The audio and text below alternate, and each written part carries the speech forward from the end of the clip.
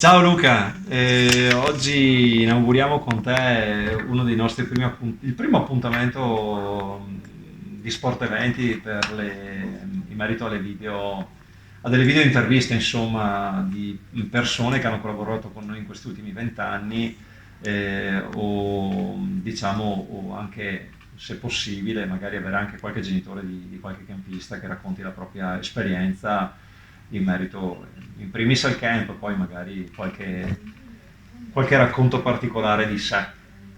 E partiamo da te perché sei uno dei collaboratori storici che lavora con noi da 20 anni, praticamente sei con noi dagli albori della nascita di Sport Eventi. E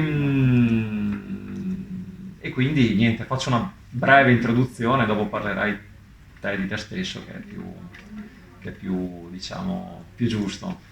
Quindi, caro Luca, tu sei un collaboratore di Sport Eventi penso dal 2001 e quindi hai visto tutte le stagioni della nostra associazione, quindi da una partenza un po', virgolette, non dico artigianale, ma insomma nell'enclave di Vittorio Veneto, fino poi a estenderci sempre in ambito regionale su Cortina, Asiago, Jesolo, Lignano, poi hai curato con noi alcuni progetti speciali che c'è dato anche il Milan, anche all'estero, e soprattutto sei stato il braccio destro, diciamo, in questi anni del nostro amatissimo Pierino Prati, che purtroppo è mancato da poco e che è sempre presente nei nostri ricordi, nei nostri pensieri.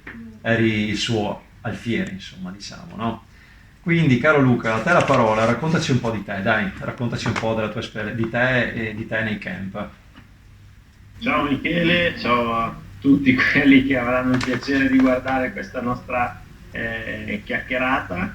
Sì, ti confermo che sono ormai, a parte questa stagione di Covid che è saltata, più di 20 anni che collaboro con Sport Eventi, collaborazione che è nata grazie a Pierino, perché io sono entrato in Sport Eventi grazie a Pierino che nel lontano 2001, se ricordo bene, 2001-2002, mi aveva chiesto tramite un amico se avevo la volontà di entrare a far parte di uno staff che iniziava, penso che era proprio agli albori dei primi camp che venivano organizzati per conto del Milan. Come dicevi tu, i primi camp proprio, se vado a ripensarli, i camp che erano strutturati completamente in modo differente da quelli che sono i camp che facciamo e organizziamo al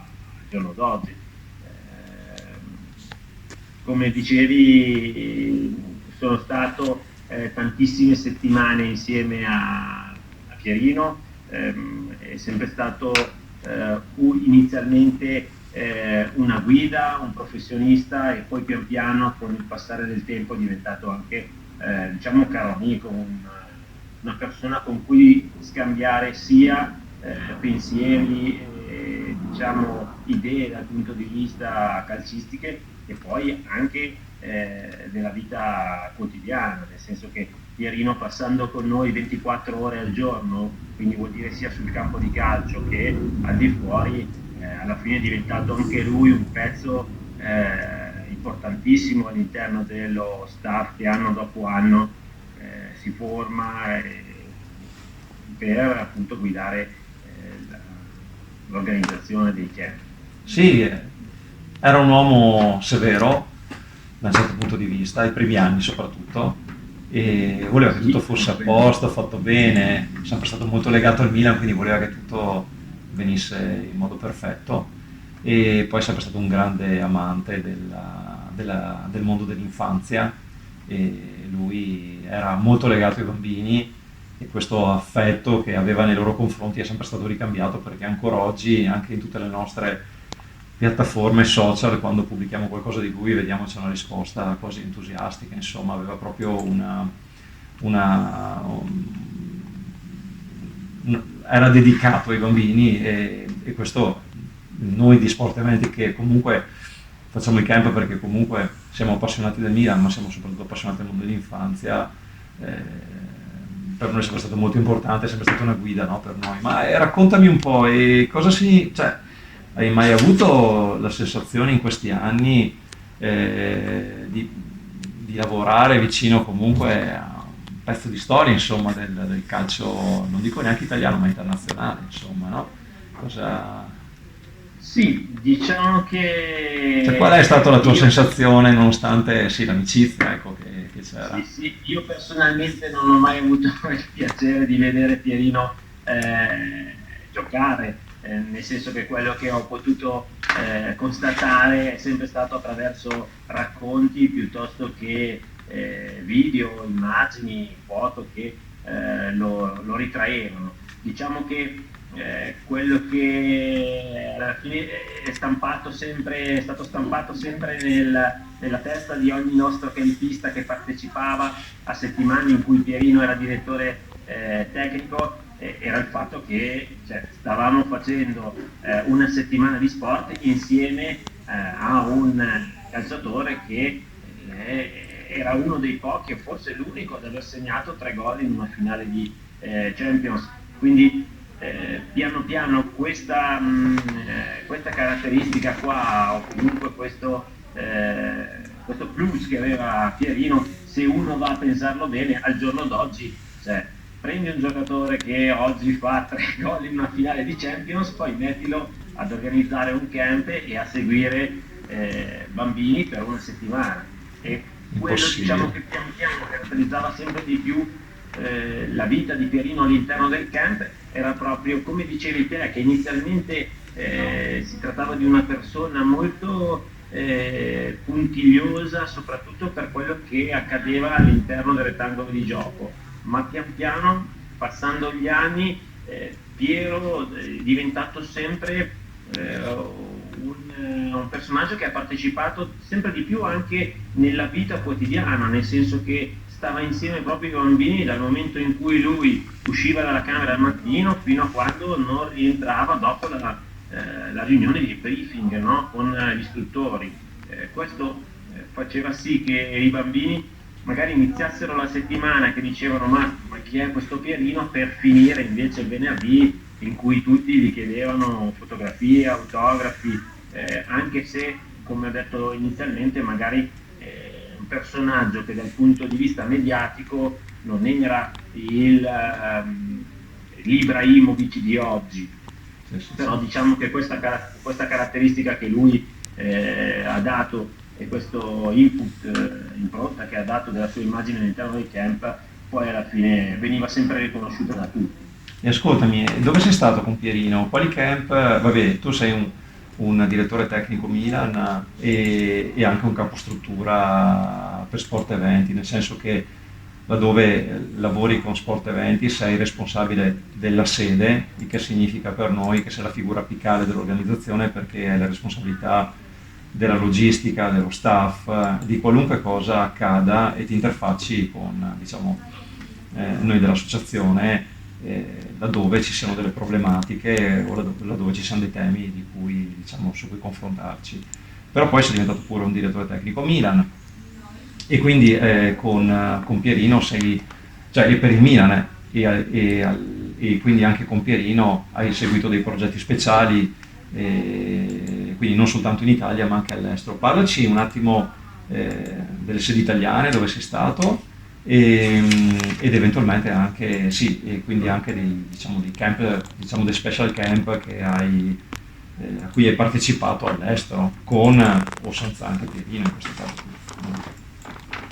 Sì, allora diciamo che per quanto riguarda le sedi italiane, dove andava Pierino, diciamo che sono Andavamo quasi noi. sempre stato presente, per cui a partire dai primi camp, quelli di Cortina d'Ampezzo, Jesolo, Vittorio Veneto, abbiamo fatto un'esperienza anche a Venezia con un day camp con numeri veramente impressionanti, 160 partecipanti se ricordo bene nel 2007-2008 No, deve essere stato forse. 2012, Ah, potrei sbagliarmi, comunque, sì, comunque 2012, duro. un'esperienza anche quella veramente provante dal punto di vista Sì, dell'organizzazione. è Poi vero. comunque continuando con i camp residenziali. Con Pierino abbiamo aperto insieme la località di Cavalese, la località di Asiago, siamo stati insieme a Liano Sabbiadoro. Questo diciamo per quello che riguarda la parte nazionale. Insieme a Pierino poi ho fatto una bellissima esperienza a Bratislava, a Pola, in Croazia, anche quella con strutture veramente bellissime per fare un camp di calcio. Con Pierino siamo stati anche in diciamo una parte che sì, è in Italia, ma in realtà non era vera e propria Italia, nel senso che abbiamo fatto 2 anni, abbiamo organizzato 2 anni insieme a Bine, insieme a Sport Eventi, un camp all'interno della base NATO che si trova nei pressi di Napoli. Perché dici che non era proprio Italia?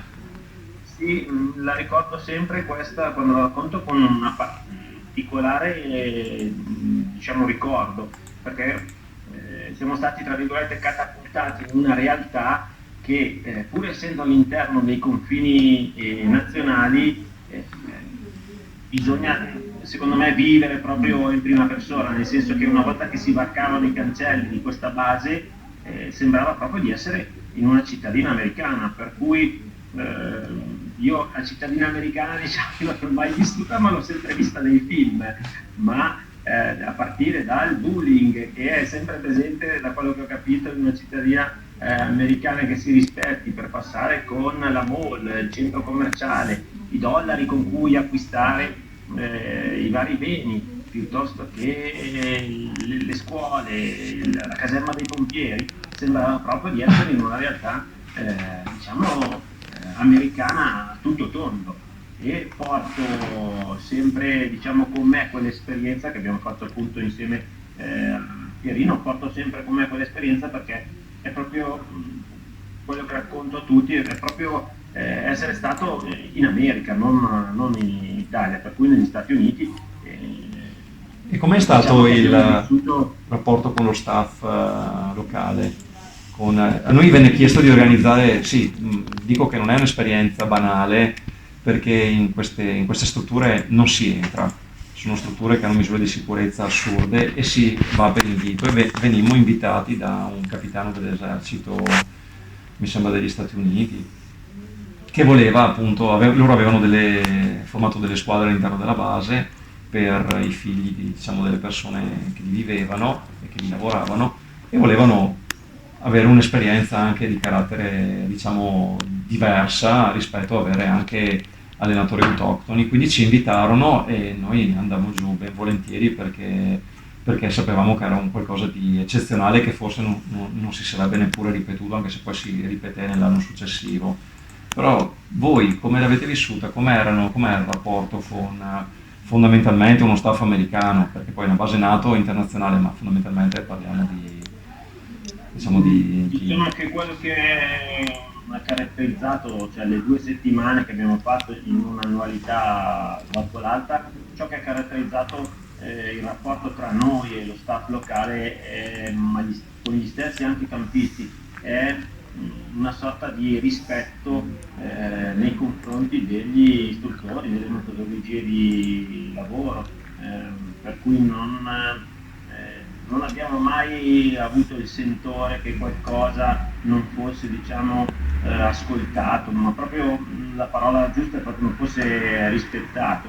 La stessa figura di Pierino, che all'interno di una realtà come quella magari poteva essere il classico sconosciuto, invece sono bastati solo 2 giorni di camp per poi far sì che Pierino venisse anche soprannominato con il cognome The Legend, perché è bastato nella cultura americana, nei ragazzi americani, leggere quello che era il curriculum di Pierino per far sì che lui abbia acquisito da tutti quel sempre, diciamo, io ripeto sempre questa parola, ma quel rispetto da tutti i ragazzi che alla fine lo soprannominavano The Legend, come penso dovrebbe essere qui da noi, no? Cioè, per cui Pierino anche qui dovrebbe essere veramente visto come una leggenda per quello che ha fatto, per quello che è stato il suo curriculum e la sua esperienza calcistica. Quindi è un'esperienza che ti è piaciuta?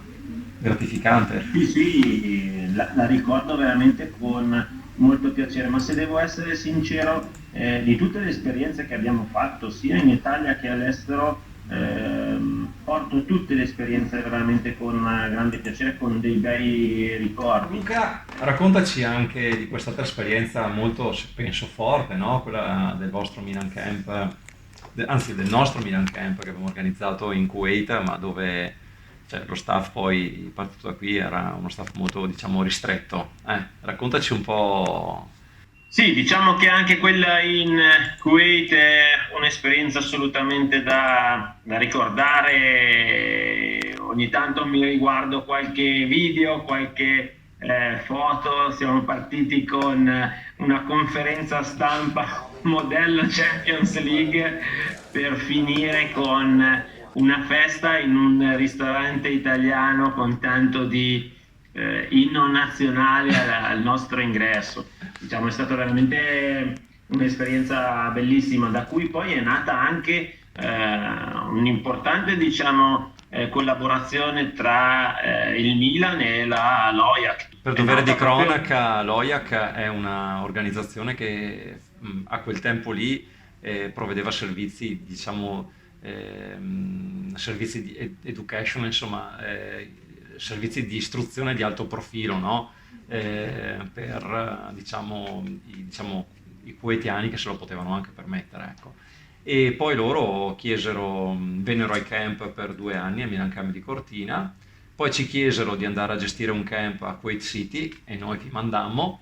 E poi dal Milan Camp nacque una collaborazione, una Milan Academy Sì, che è tuttora sì, funzionante, sì, no? sì. E raccontaci un po' com'è stato l'impatto, insomma, con un paese così diverso, no? Eh, culturalmente diciamo che inizialmente, ovviamente, ogni volta che si esce dall'Italia e si va in una nuova nazione c'è sempre un certo timore. Ovviamente viaggiando in veste di allenatori o comunque di istruttori del Milan, questo ha veramente aiutato quello che era il nostro lavoro, sia per quanto riguarda la parte prettamente calcistica, nel senso che sul campo eravamo aiutati da un sacco di personale, un sacco di staff locale, ma la stessa attenzione che hanno avuto nei nostri confronti al di fuori del campo di calcio, per cui per quanto riguarda i trasporti, per quanto riguarda inviti a cene, pranzi, se devo esserti sincero, cioè, durante quella settimana siamo stati ospiti e se fossimo rimasti un altro mese saremmo stati ospiti a ogni pranzo, a ogni cena di persone diverse. Questo per dimostrare comunque anche da parte degli abitanti qua del Kuwait o comunque di coloro che si erano avvicinati a questo tipo di evento, la volontà di far rendere le cose più semplici possibili a noi che eravamo, diciamo, stranieri e ci imbattevamo per la prima volta eh, in un paese del Medio Oriente. E quindi tornando all'Italia, cosa mi racconti? Cosa facciamo qui con questa epidemia? Non so, cosa state facendo voi? Cosa fai nel corso dell'anno? Che cosa pensi sull'estate prossima? Raccontaci un po' le tue idee, le tue sensazioni. Ma se devo essere sincero, ci vorrebbe una bella palla di cristallo perché ad oggi non lo so, non si capisce molto bene cosa si può fare domani, chissà tra 2, 3, 4 mesi. Diciamo che la speranza è sempre quella di poter ripartire nei limiti di quelle che saranno le normative e ovviamente il nostro campo è diciamo quello un po' più penalizzato da questo tipo diciamo, pandemia che si è sviluppata perché l'organizzazione di un camp prevede che oltre al campo di calcio ci sia la logistica dei trasporti, ci sia l'ospitalità all'interno degli hotel, quindi una serie di regolamentazioni che vanno ad accumularsi all'altra, e quindi la possibilità di organizzare un camp residenziale è veramente complicata, per cui dire oggi speriamo di poter ripartire o lo faremo non è sicuramente eh,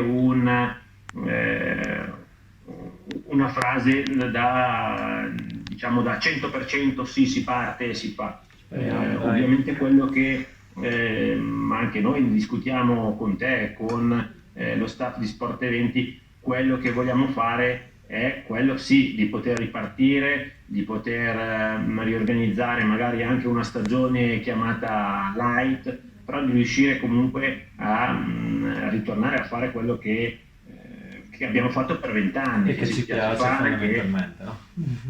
E che ci piace molto fare anche. sì, sì, sì, sì, sì, sì, sì, non ti nego che stare un anno senza camp, ovviamente nel rispetto di quello che è successo durante la pandemia, ma mi è mancato non fare una stagione intera di camp. Sì, si può dire che abbiamo ricaricato le pile, che abbiamo tirato il fiato, si può dire quello che si vuole, ma quando sia all'interno di un'organizzazione come la nostra, che è cresciuta come la nostra, e ti devo dire la verità, personalmente, dal mio punto di vista, io che sono arrivato a fare 20 anni fa il semplice istruttore ed oggi ricoprire un ruolo un po' più importante, quando questa cosa ti viene tolta così dalle mani dall'oggi al domani, ti manca, ti viene a mancare.